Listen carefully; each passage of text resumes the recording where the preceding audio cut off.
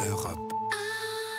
La politique en France, Hélène Jouan, début de la Coupe du Monde. Et puis, bien sûr, évidemment, on va revenir sur tous ces sujets avec François Hollande, qui sera notre invité sur Europe 1, je le rappelle, à 8h15. Le début de la Coupe du Monde de football aujourd'hui en Russie. Vous faites, Hélène, une petite déprime. Et oui, parce qu'aujourd'hui, on entre en Coupe du Monde comme on entre dans les ordres.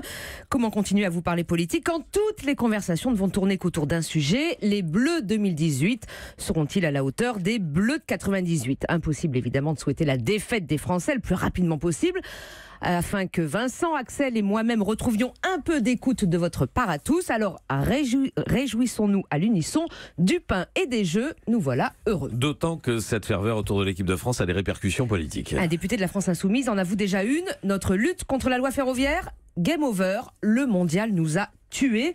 Et oui, le million sur les Champs-Élysées, c'est encore moins gagné quand tout le monde est devant sa télé. Autre répercussion possible, si les Français en tout cas avancent dans la compétition, la France pourrait de nouveau s'aimer, s'admirer en son miroir.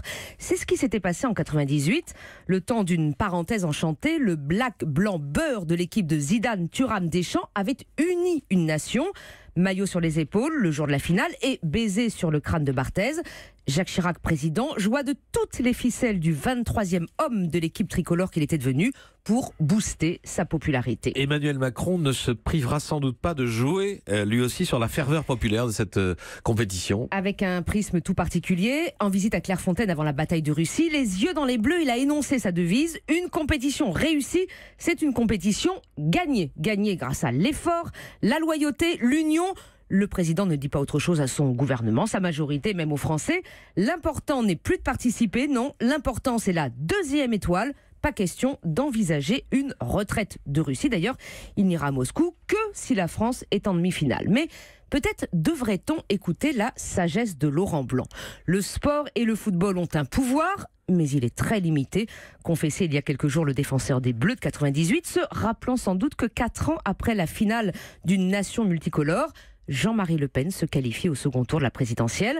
Du coup, je reviendrai peut-être demain quand même vous parler d'Europe qui se fracasse sur la politique migratoire, des difficultés de la droite et de la gauche à trouver un nouveau souffle, ou du retour de François Hollande qui est sur Europe 1 ce matin.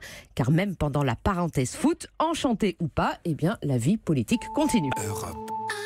Europe 1.